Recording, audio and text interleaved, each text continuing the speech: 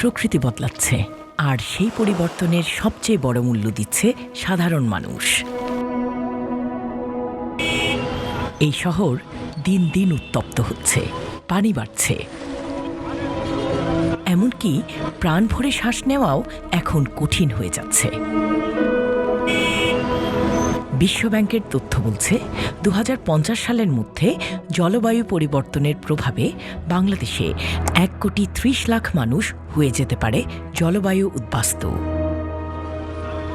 সবচেয়ে বেশি ক্ষতিগ্রস্ত হচ্ছে আমাদের নারীরা, কিন্তু সংকটের সমাধানে তাদের অংশগ্রহণ বা সুযোগ সবচেয়ে কম। কিন্তু এই সংকটের মোকাবেলায় যদি তারা নেতৃত্ব দেয়, এই ভাবনা থেকেই আমাল ফাউন্ডেশন নিয়ে এসেছে একটি নতুন platform, climate catalyst fellowship for girls.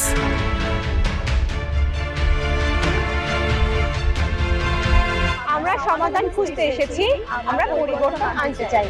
জলবায়ু পরিবর্তনের বিরুদ্ধে লড়াইয়ে নেতৃত্বে আগামীর নারী।